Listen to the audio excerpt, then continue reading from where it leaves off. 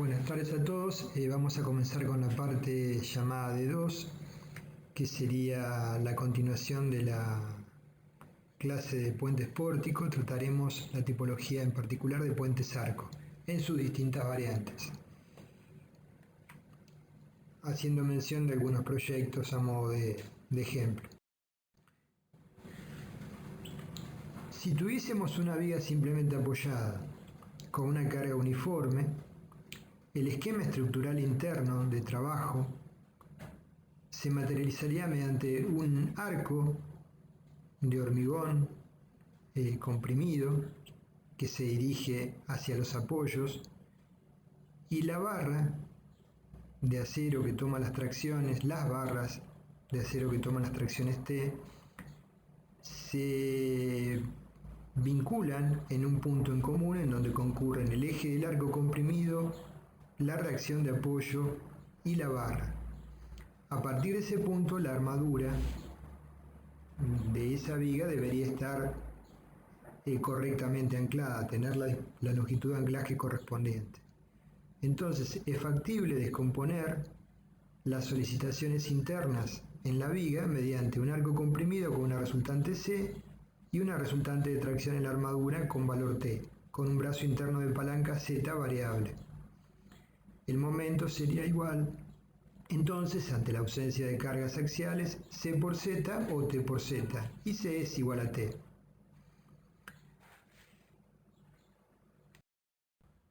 Frente al sistema de cargas gravitatorias, las reacciones de apoyo son verticales para este sistema de cargas, ¿sí? No hay reacciones horizontales. Entre los cordones vinculados existe una estructura intermedia en la viga, que es el alma, que es la encargada de transmitir las fuerzas de corte hacia los apoyos. Lo que estamos mostrando es el esquema de transmisión de cargas para momentos flectores. En un puente arco, entonces, solo existe el cordón comprimido, no existe el elemento tensor. Por lo tanto, la tracción tiene que ser tomada por restricciones a las deformaciones en los apoyos que las brindan las fundaciones. Esto hace que naturalmente se encarezcan las fundaciones y la magnitud de estas reacciones depende en forma directa de la geometría del arco. Si los apoyos no pueden tomar estas reacciones horizontales, en lugar de ser una estructura en arco, se convierten simplemente en una viga de eje curvo, donde van a aparecer momentos flectores que tienen tanta relevancia como las fuerzas axiales en el arco. Los primeros estudios racionales de su funcionamiento nacieron a partir de la mitad del siglo XVIII y se concretaron a partir de ideas de Hooke acerca de las simetrías entre el comportamiento en tracción de un hilo cargado, polígono funicular, y el de un arco en compresión que representaba un polígono antifunicular. Para que un arco trabaje sin flexiones, tiene que cumplirse dos condiciones que son básicas: que la directriz del arco sea el antifunicular de las cargas presentes y que la distancia entre apoyos sea invariable. Ambas son condiciones estrictamente necesarias. Las estructuras que tienen la forma del antifunicular de las cargas serían, para el caso de un sistema de cargas concentradas, un arco con directriz poligonal, por ejemplo, como el que vemos en la figura. La forma del arco tendría que ser en consecuencia función de las cargas que actúan sobre el mismo. Y ahí tenemos un problema cuando estamos trabajando con puentes. Podemos ejecutar la forma del arco de tal forma que sea el antifunicular de las cargas en forma aproximada, pero de las cargas de peso propio en todo caso, nunca de las sobrecargas actuantes que son móviles sobre el puente, ¿sí?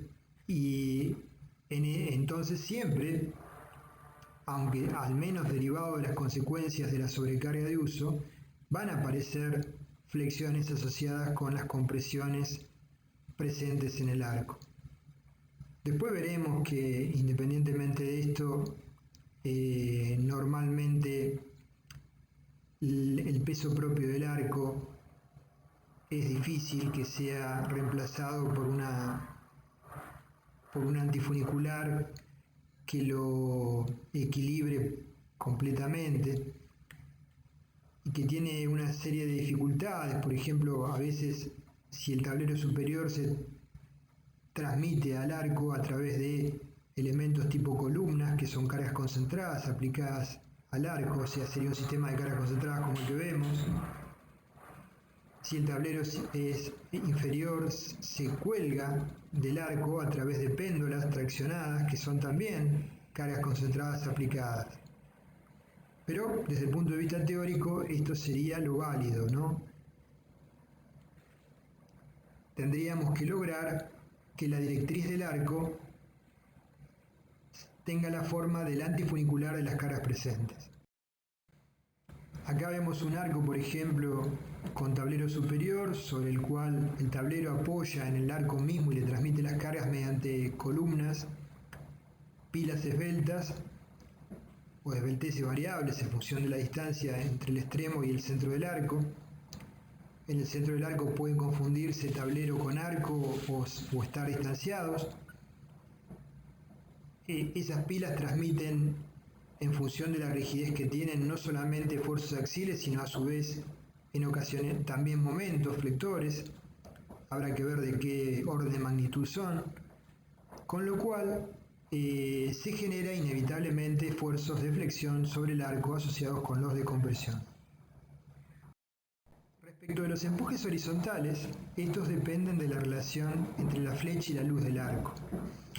Si llamamos G al peso propio del tablero más las pilas más el arco, que en la nomenclatura de los reglamentos actuales sería D, y lo suponemos equivalente a una carga uniforme, tendremos que el momento flector en el centro del arco sería G por L cuadrado sobre 8.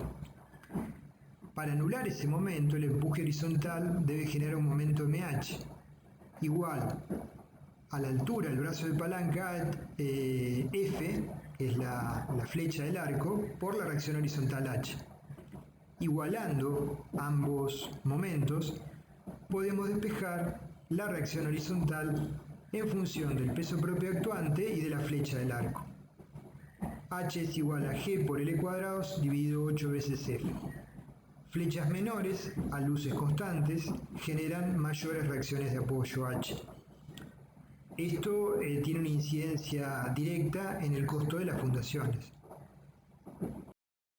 Por otra parte, flechas reducidas requieren de muy buenas condiciones entonces de sustentación por los elevados empujes horizontales RBH que generan.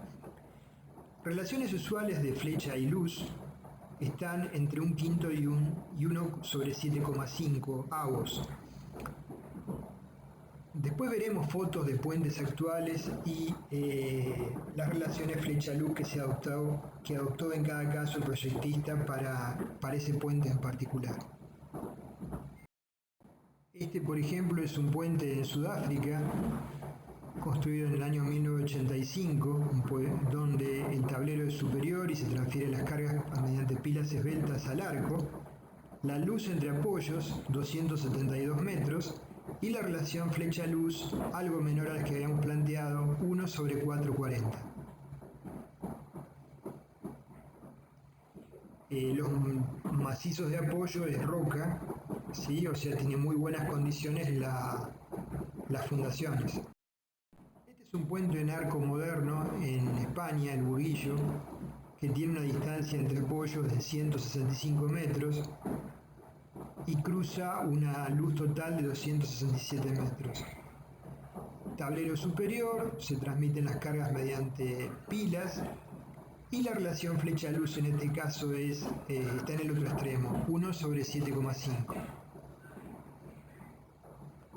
Estéticamente tiene una visual agradable, me parece.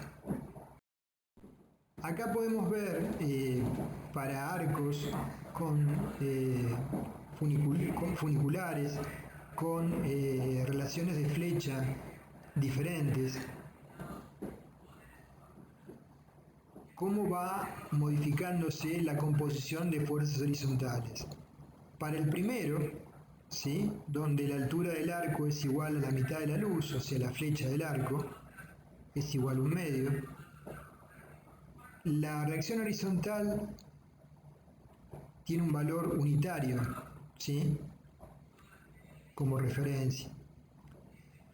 Para el de abajo, donde la flecha tiene un orden de 1/3 de la luz, la reacción horizontal vale 1,5, un 50% mayor. Y para el último, donde la relación flecha-luz, la flecha es de 1/4 de la luz, la reacción horizontal es el 100% mayor que en el primer caso.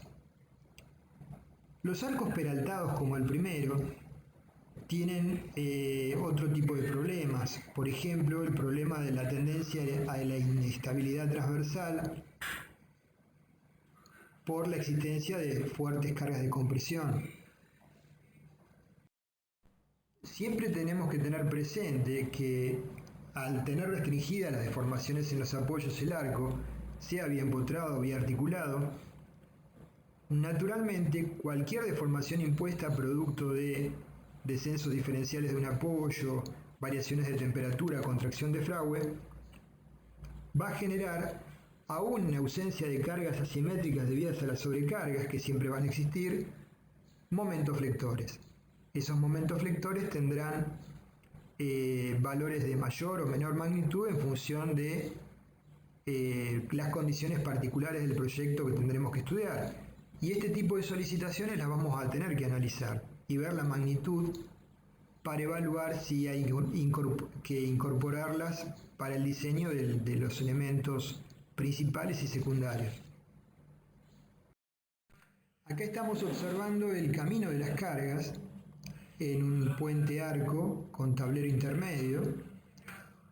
Transitan las cargas por la pasarela, supongamos que es un puente peatonal, con esa flechita en rojo serían los peatones. Se transmiten mediante vigas transversales en naranja a las péndolas o elementos tensores que sostienen la pasarela del arco.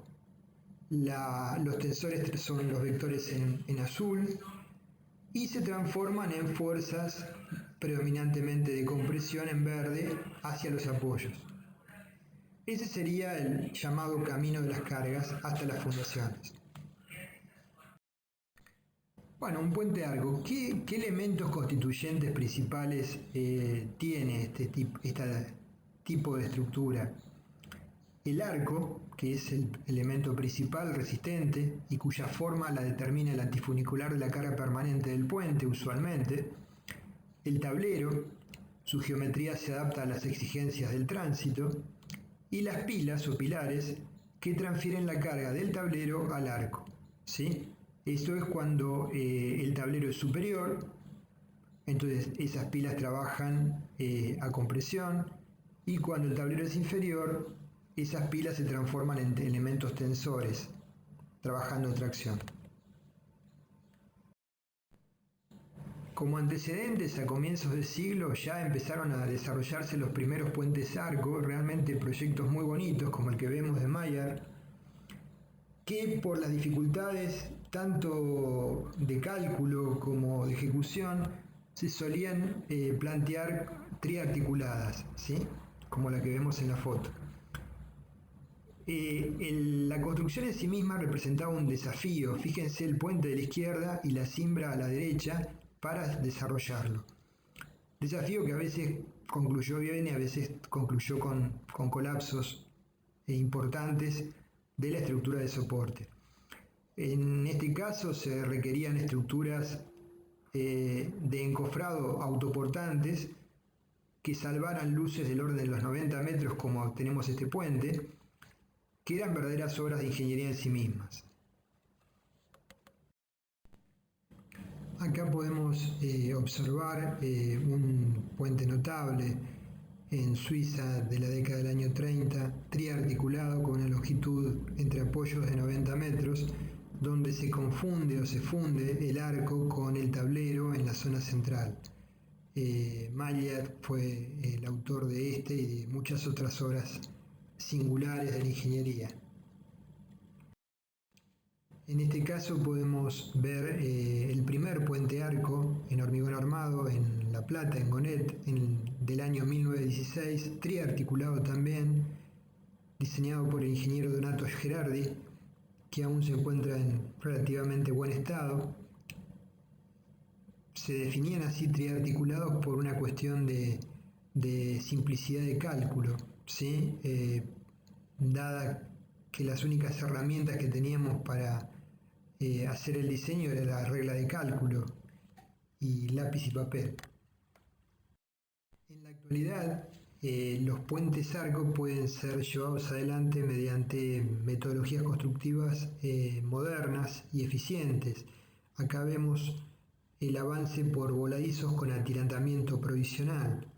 Entonces podemos ir ajustando los cables de las dovelas 110, 109, 108, 107 en la medida para lograr la geometría teórica, ¿sí? Ajustando las deformaciones que sufran por contracción de Froude, por ejemplo. De esta forma se puede llegar al cierre en la clave sin mayores inconvenientes y con un sistema de soporte que es relativamente simple. También podemos clasificar los puentes arco en función de la ubicación del tablero. Puentes arcos con tablero superior, como hemos visto varios dibujos y algunas fotos. Puente arco con tablero inferior, poco utilizados, hablaremos sobre el final de la clase. Y puente arco con tablero intermedio, que son bastante comunes también.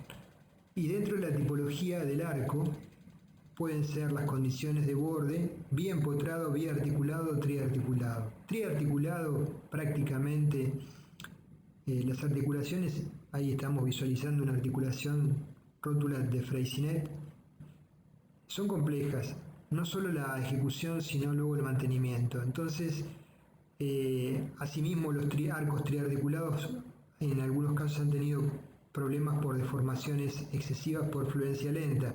Entonces, prácticamente hoy no se utilizan. Sí los biarticulados y bien potrados.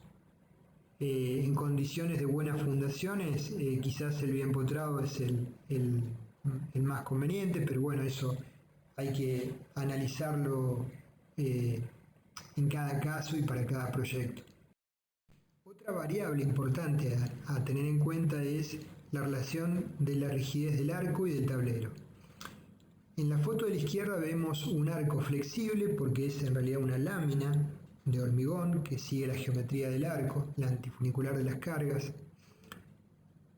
con un tablero rígido, ¿sí? Con rigidez a flexión que apoya sobre tabiques que le transmiten la carga al arco. Mayer fue el autor de esta tipología. Este es un puente en Berna en 1931. Con respecto a la otra opción, arco rígido y tablero flexible, ya veremos a continuación algunos ejemplos. Arriba observamos entonces un arco flexible que puede ser con forma de lámina y tablero rígido. Quiere decir que todas las cargas que no sean antifunicular del arco son tomadas por el tablero, ¿sí? Por flexión y corte. Y abajo lo opuesto, un arco que tiene una rigidez a flexión adecuada. Entonces el tablero es flexible y simplemente se apoya transmitiendo sus cargas, aunque no sean el antifunicular del arco, al mismo, generando no solo esfuerzos axiles, sino momentos flectores y esfuerzos de corte. Acá podemos ver un puente arco muy bonito en China, el puente de Wangshan, en 1997. Fue finalizada la construcción, después veremos cómo se ejecutó el hormigonado del puente arco. La luz del vano entre apoyos 420 metros, la relación flecha-luz 1/5, usual en este tipo de estructuras, y la sección geométrica resistente del arco es una sección cajón, un doble cajón. En este caso tenemos claramente que el arco es rígido y el tablero es flexible. El tablero apoya en pilas esbeltas y las pilas esbeltas transmiten la reacción del tablero y las mismas en forma de cargas concentradas sobre el arco. el arco recibe una carga uniforme producto de su propio peso y cargas concentradas producto del peso propio del tablero más las sobrecargas de uso a través de las pilas. Tema aparte será la primera pila, que vemos que es mucho más robusta que las anteriores, y eso lo vamos a estudiar cuando veamos la clase de pilas y estribo. Acá podemos observar en el caso del arco de Waxan cuando estaban ejecutándolo el procedimiento de ejecución. Fue una cimbra perdida, o sea, una estructura metálica que tiene la capacidad de sostenerse a sí misma y el hormigón fresco en el proceso de colocación. Se hormigona mediante un blondín, son secciones de 3 celdas en realidad. Naturalmente se va hormigonando desde los arranques y la sección ya hormigonada, donde el hormigón adquirió resistencia, tiene una inercia determinada que es una sección de hormigón armado, de una gran inercia. La sección no hormigonada es una sección de una estructura metálica reticulada, con una inercia muy distinta. Entonces hay que evaluar correctamente la rigidez de ese reticulado y las distintas rigideces y el efecto que producen en las solicitaciones sobre fundamentalmente reticulado en el proceso constructivo. Puentes de no esta envergadura, mucho menor, con metodología constructiva sufrieron el colapso en nuestro país hace unas décadas atrás. Justamente fue por problemas de diseño de la cimbra perdida. Entonces el puente en arco se puede llegar a competir en luces, como vimos, con otras tipologías como el puente pórtico que se ejecuta mediante voladizos sucesivos, por ejemplo, como analizamos en la clase anterior, o otras tipologías que ya quizás son más adecuadas para materiales mixtos o acero, como el puente colgante, o el puente con obenques, que veremos en la última de las clases de tipologías. Bueno, con respecto a la ubicación del tablero frente al arco, puede ser con tablero superior, con tablero intermedio o con tablero inferior. El tablero inferior es el de abajo, en sus comienzos fue muy utilizado, tiene una ventaja. En la zona inferior donde va el tablero se pueden alojar los tensores y por lo tanto se pueden tomar las reacciones horizontales mediante esos elementos tensores, pero estéticamente no son tan gratos a la vista como las otras variantes, ¿no? Hoy en día son, ya les digo, poco utilizados. Vamos a ver fotos de estructuras de hormigón armado, más que nada en la década del año 30, 20, año 30, 40, se utilizaron mucho. En esta tipología el tablero se suspende mediante elementos tensores del arco.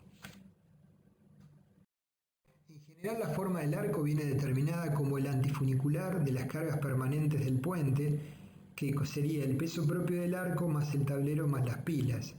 Y esto conduce a curvas próximas a una parábola de segundo grado. La sobrecarga genera inevitablemente flexiones, así como también las deformaciones de contracción, fluencia y temperatura.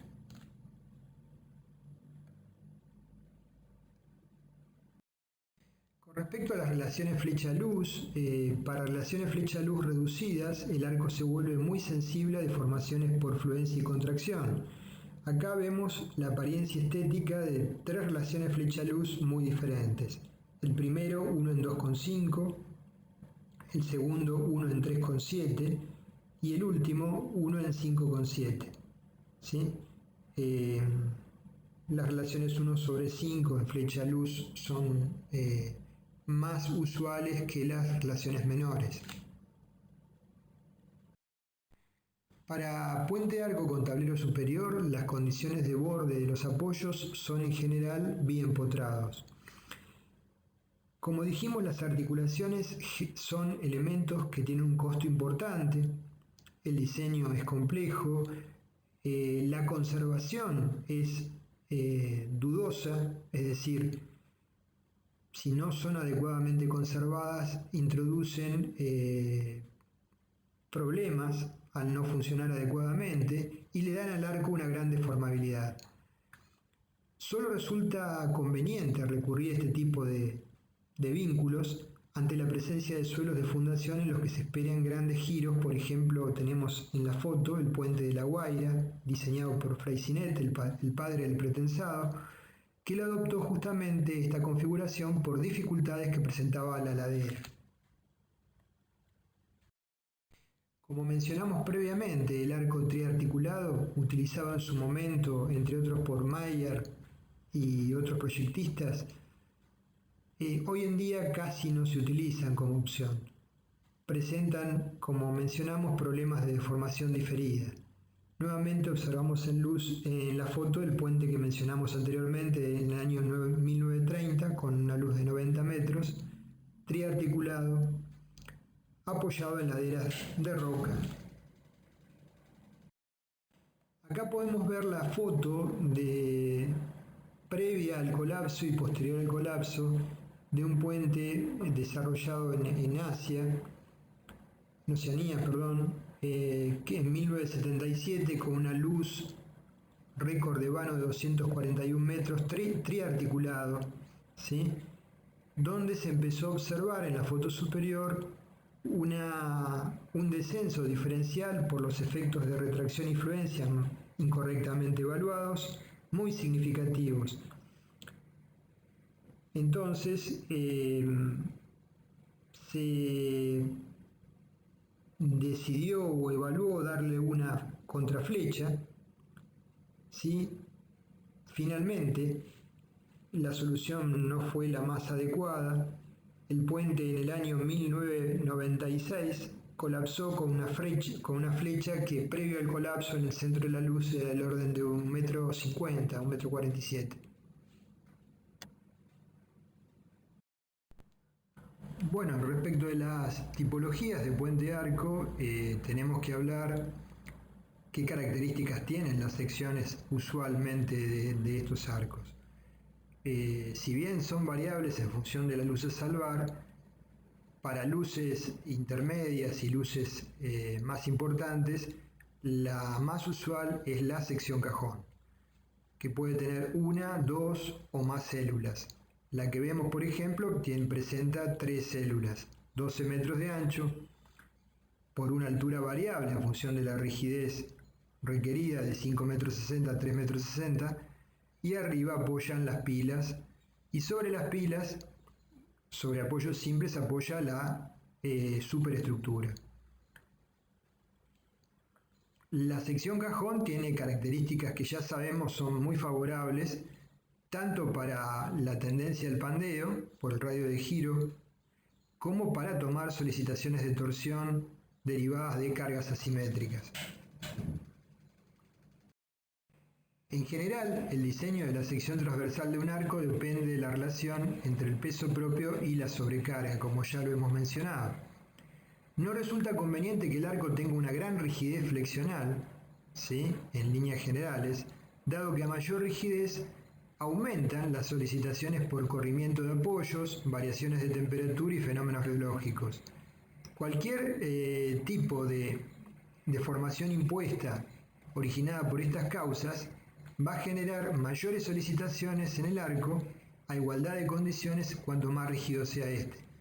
Acá vemos una foto de los típicos puentes en arco de Mayer, que el arco mismo es apenas una delgada lámina con capacidad para tomar esfuerzos axiales de compresión, no así flexiones, que eran tomadas por el tablero superior con rigidez a flexión.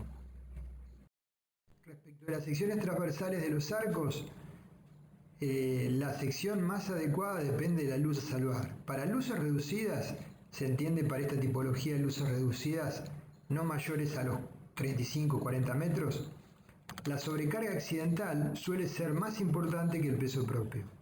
Es decir, es inevitable que aparezcan flexiones importantes. Entonces, se suelen adoptar secciones rectangulares que son macizas, dada que la longitud no es tan importante, no se requiere de secciones más complejas en celdas, con altura mayor al ancho, o sea, B por H cubo sobre 12 la rigidez flexional, tienen una buena rigidez flexional. Para luces intermedias, mayores de 40 y menores que 70 metros, esto es solamente para darles una idea de rango de valores, no quiere decir que estrictamente deba cumplirse así. Se suelen utilizar secciones rectangulares apaisadas, como la que vemos, que presentan menor rigidez relativa, pero tienen una buena sección para tomar esfuerzos axiles. Y para luces importantes, consideradas importantes mayores a 70-80 metros, se intenta optimizar el peso propio con formas de secciones variadas. Una forma muy utilizada es la sección cajón, que presenta, como ya dijimos, muchas ventajas frente a las secciones macizas. Acá podemos ver una foto y por otro lado un corte de un puente en arco construido en el año 1943, realmente muy bonito y una gran estructura para ese momento, el puente de Sando, que salva una luz de 264 metros. El arco es un cajón tricelular de 10 metros 10 de ancho y una altura variable de casi 3 metros, 2,9 metros a 0,5 metros, a 5 metros, perdón, en el arranque, 5 metros de altura. Las células internas sirven para apoyar sobre las mismas las pilas esbeltas que se ven en la foto. Transmiten la carga al arco mismo a través de esas celdas, las pilas. Entonces se ve que en la unión, en el punto central del arco, hay una vinculación entre la estructura del arco y la superestructura. Respecto al tablero, el tablero apoya en el arco, en el caso por supuesto del tablero superior, a través de pilares, pilas o columnas, y lo acompaña el tablero al arco en su deformación. Los pilares entonces no apoyan en puntos indesplazables, sino que son puntos que tienen una cierta flexibilidad. En general no van muy separados y toman la carga del tablero y la transmiten en forma lo más uniformemente posible al arco. Cuanto mayor es la luz del puente, la inercia del arco predomina y por lo tanto el efecto de las cargas disimétricas son tomados por él sin mayores inconvenientes. Al tener una gran inercia, las flexiones derivadas de las cargas no simétricas no generan inconvenientes en el diseño. Se trata en general de flexión compuesta con reducida excentricidad. La resultante cae dentro del núcleo central, es menor que h sobre 6, donde h es la altura de la sección.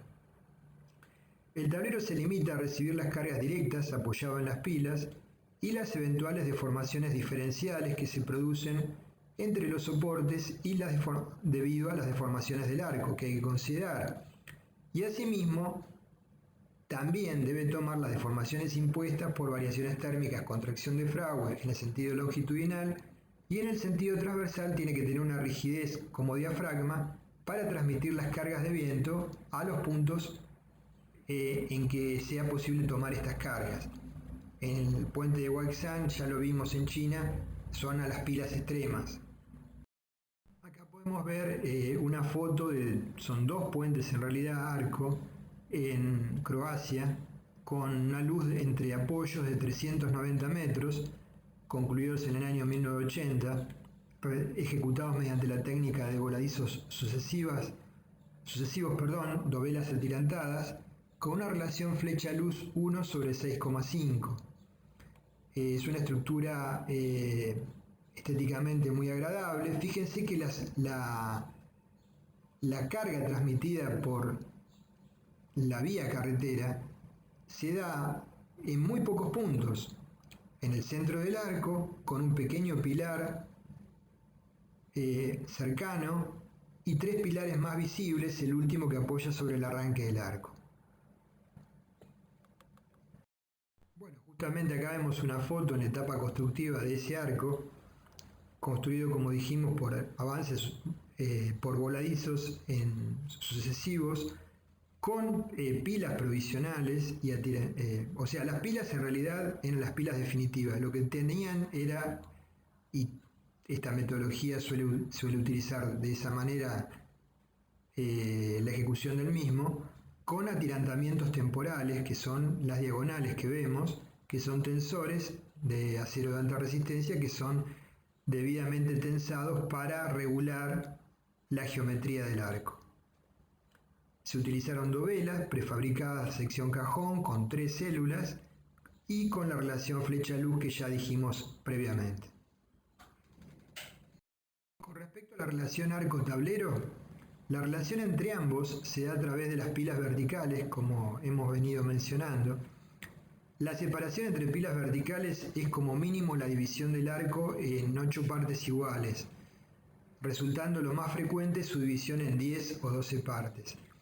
Esto tómenlo con pinzas. Este es el arco, el esquema del puente arco en Sudáfrica, que vimos una foto, porque ya vimos que hay estructuras como en Croacia, de puentes arcos con luces cercanos a los 400 metros, que tienen una menor densidad de pilas, tienen muchas menos pilas. O sea, hay libertad en el proyectista para definir este tema. Con respecto a la vinculación entre el tablero y el arco, si el tablero es continuo, puede apoyar sobre las pilas por medio de apoyos deslizantes, los panes de neopreno que hemos visto como apoyos para los puentes viga o puente losa. En tal caso, las pilas tienen que estar empotradas en el arco, ¿sí?, para ser estables frente a las acciones longitudinales y transversales, y se dispone de una junta en el tablero sobre el pilar extremo del arco. Se deben tomar las cargas horizontales de viento sobre el tablero, trasladándolas a la base en general a través de pilas más robustas, que en este caso, en el puente en China, se ven esas pilas especiales con una robustez mucho mayor en el extremo de los arcos. En ocasiones se define que el arco y el tablero se vinculen en la clave, como es el puente de Sando, y entonces la deformabilidad del tablero es igual a la del arco, formando un todo. El tablero se puede dilatar o acortar con facilidad, pues los pilares altos son muy esbeltos, ¿sí? Entonces son muy flexibles, generan una coacción sobre el tablero reducida. Eso es lo que observamos en general en este tipo de puentes, y acá fíjense que las pilas, salvo la pila que está sobre el arranque del arco, las demás son realmente muy esbeltas. Bueno, acá observamos un puente arco de otra generación, ¿no? Es evidente que tiene un diseño de otra época. Es del año 1947, pero la luz salvar realmente es importante, 209 metros, construido por Eduardo Torroja, con el método de cimbra perdida que ya hemos hablado, que hasta se construyó el puente en China de 420 metros de luz, y un blondín para hormigonar. Entonces se observa en la foto de la derecha el esquema de encofrado y la cimbra perdida.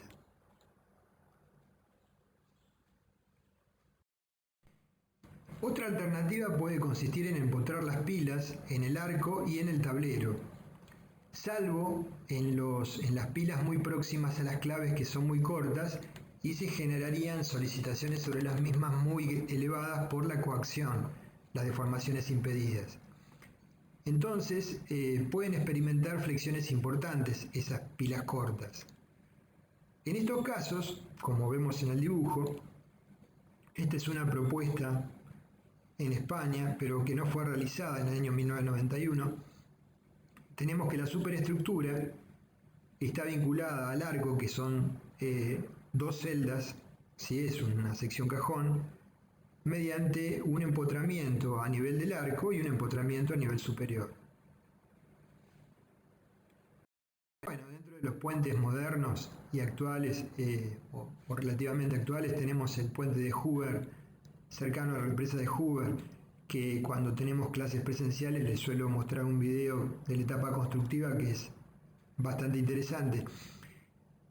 Acá está en la etapa de ejecución, donde se va avanzando mediante hormigonado en el lugar, ¿sí?, con atirantamiento provisional y pilas temporales debidamente arrastradas. Ahora vamos a ver varias fotos del mismo. Acá se está sellando la dovela central de ese puente. Se pueden observar el atirantamiento provisional. Este atirantamiento tiene que ser regulado, la tensión en el acero de cada uno de los cables, de tal forma de lograr el cierre perfecto. Son dos arcos apaisados con elementos que no sé si se llegan a visualizar de rigidización, de vinculación entre los mismos, equidistantes, en cruz, y en esos puntos justamente van a nacer las pilas que después veremos en alguna foto posterior, sostienen el tablero. Bueno, acá se puede ver el puente finalizado de Hoover, aguas abajo de la represa del mismo nombre, donde las pilas son ejecutadas posteriormente al cierre del vano central del arco, de los dos arcos, y de las rigidizaciones transversales. Y sobre las mismas se deslizan un sistema de ejecución de vigas postensadas. Las pilas son bastante esbeltas y permiten entonces aceptar esas deformaciones impuestas en el sentido longitudinal. Acá el diseño es algo más complejo porque está en zona sísmica, entonces tiene que cumplir con todos los requerimientos de diseño sismo resistente. Bueno, y el último ejemplo de los puentes con superestructura por encima del arco. Este es un puente arco en las Islas Canarias, terminado en el año 2004. Todos tienen la característica en común de las laderas ser de roca. Se puede observar que la luz a salvar entre apoyos extremos es de 255 metros. La relación flecha-luz es de 5,3, o sea 1 sobre 5,3. El tablero es mixto, hormigón y acero, y si avanzó ya vamos a ver la metodología constructiva, que es una reiteración de lo que venimos viendo en la mayoría de estos puentes en arco modernos. Bueno, respecto del tablero podemos ver que el tablero es mixto, ¿sí? Una losa de hormigón y estructura de vigas metálicas. Respecto de las pilas, son de sección rectangular, como podemos observar. La mayor dimensión naturalmente es normal al eje del arco, y respecto del arco es una sección con una celda con espesores variables de 6 metros de ancho por 3 metros de alto. Son las partes principales constitutivas. Ahora vamos a ver la ejecución. Bueno, acá hay un esquema de avance en la ejecución desde cada una de las laderas, adosando dovelas, sosteniéndolas mediante los tirantes diagonales y avanzando con el carro sobre la superestructura para poder colocar el encofrado y hormigonar las siguientes dovelas hasta llegar a la dovela central, la dovela de la clave. Como hemos visto, la mayoría de los puentes arco modernos, con la excepción del puente en China, son ejecutados mediante esta técnica o variantes de esta técnica. Esta es una foto del proceso donde se está por realizar el hormigonado de la dovela central, ¿sí? El sellado del arco, avanzando con dos grúas desde ambas márgenes.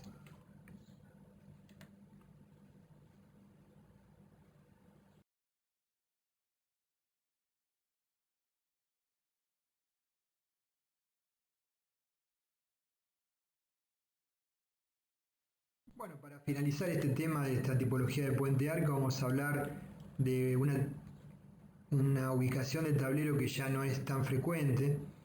Tablero intermedio o inferior. Intermedio sí, pero el tablero inferior ya prácticamente no se utiliza. En estos casos, naturalmente, el tablero es sostenido por el arco mediante elementos verticales que trabajan a tracción y se denominan péndolas. Los problemas de pandeo en el plano del arco son controlados por el tablero y el pandeo normal al arco son controlados por elementos de arrastramiento que vinculan a los arcos principales. En el punto de encuentro entre el arco y el tablero se suele disponer un arrastramiento transversal más importante.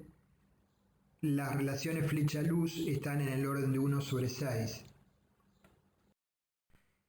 Es realmente una posible solución para luces no muy importantes cuando tenemos suelos que no son adecuados, como los que vimos en las fotos anteriores, roca, con gran capacidad portante, porque colocando en el nivel inferior, donde está ubicada la viga de tablero, un elemento tensor que tome la fuerza H, no le transmitimos reacción al suelo y por lo tanto solo transmitimos reacciones verticales tal cual sería una viga simplemente apoyada.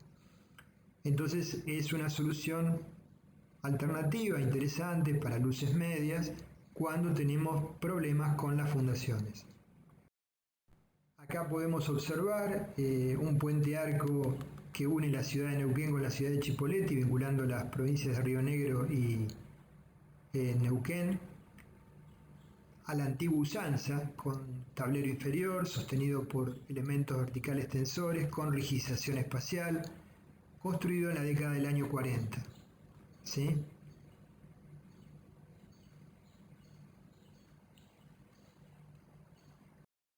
Bueno, gracias por su atención. Vamos a finalizar con una clase cortita de tipologías de puentes de grandes luces. Corta porque en realidad no da un curso de este tipo como para meternos en profundidad en el tema de puentes.